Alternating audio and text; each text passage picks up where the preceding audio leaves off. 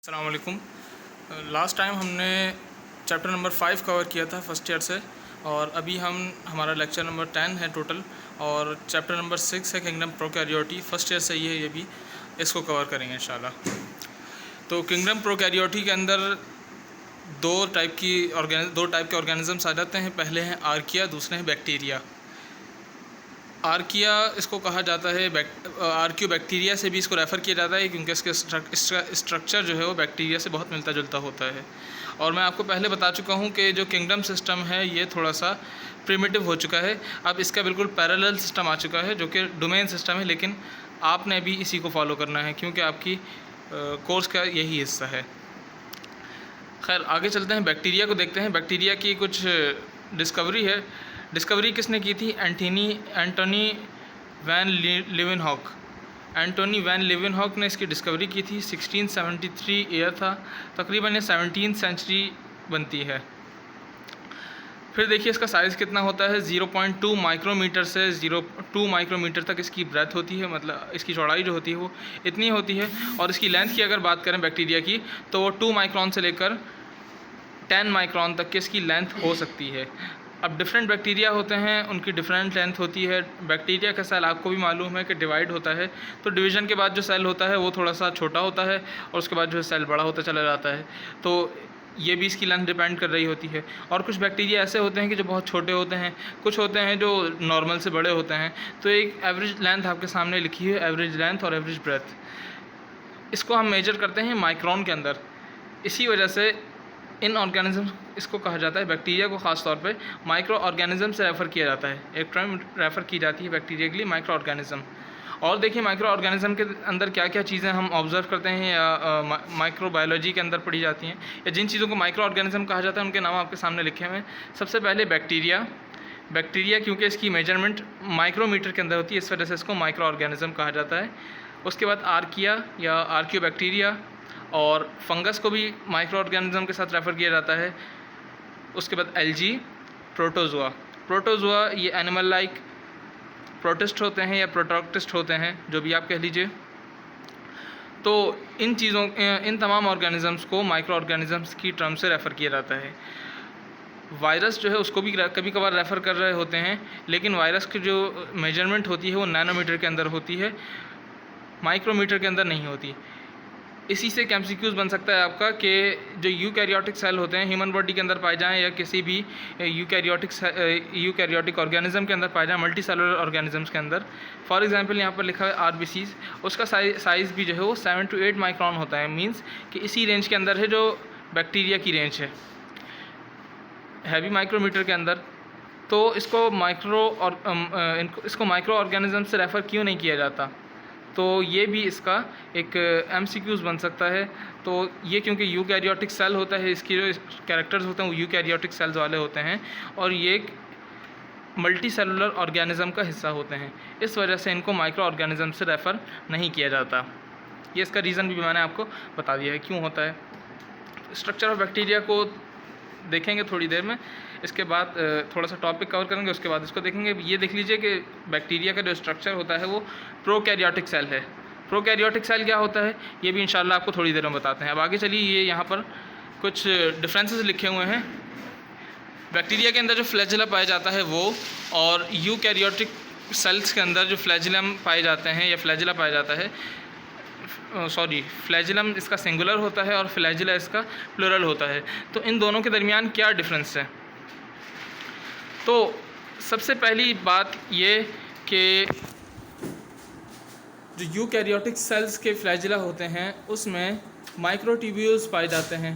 अब माइक्रोट्यूब्यूल्स क्या होते हैं, ये जो चैप्टर नंबर 2 है सेकेंड ईयर का, सपोर्ट एंड मूवमेंट, उसमें इसकी बहुत ज़्यादा डिटेल है कि जो मसल्स फाइबर के अंदर जो फाइबर्स मौजूद होते हैं, जो प्रोटीन्स मौजूद होते हैं, जिनको हम कहते हैं एक्टिन और मायोसिन, जो एक दूसरे के ऊपर स्लाइड कर रहे होते हैं, दरअसल यही माइक्रो फाइबर्स होते हैं, माइक्रोट्यूब्यूल्स होते हैं। तो यही जो माइक्रोट्यूब्यूल्स होते हैं इनकी अरेंजमेंट, एक मखसूस अरेंजमेंट जो होती है वो यूकैरियोटिक फ्लैजिला के अंदर पाई जाती है, और इसी वजह से इनकी जो मोशन होती है वो ऑसिलेटरी मोशन होती है। ऑसिलेटरी मोशन से मुराद ऐसे फिर ऐसे फिर ऐसे फिर ऐसे फिर ऐसे फिर ऐसे, मेरे हाथ की मूवमेंट देख रहे हैं ना, इस तरह की मूवमेंट इनके फ्लैजिला की होती है। ये जो फ्लैजिला की मूवमेंट होती है ये इनको स्विमिंग में हेल्प करवा रही होती है। मैं अभी बात कर रहा हूँ यूकैरियोटिक ऑर्गेनिज्म की, अभी बैक्टीरिया पे नहीं आया हूँ मैं। तो ये जो मोशन कहलाती है, ये कहलाती है, अगर आपने फिजिक्स के अंदर पढ़ा हो, मैट्रिक की फिजिक्स के अंदर आई थिंक, ये कि ऑसिलेटरी मोशन कहलाती है, कि जो एक जगह से वापस अपनी जगह पे आ जाए कोई चीज़ घूम के, तो ये चीज़ कहलाती है ऑसिलेटरी मोशन।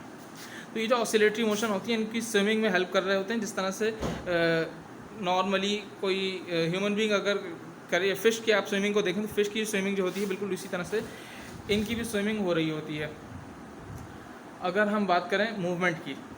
ठीक है, अच्छा बैक्टीरिया पे आ जाइए, तो बैक्टीरिया में किसी किस्म के माइक्रोट्यूब्यूल्स नहीं पाए जाते जैसा कि उनके अंदर पाए जाते थे।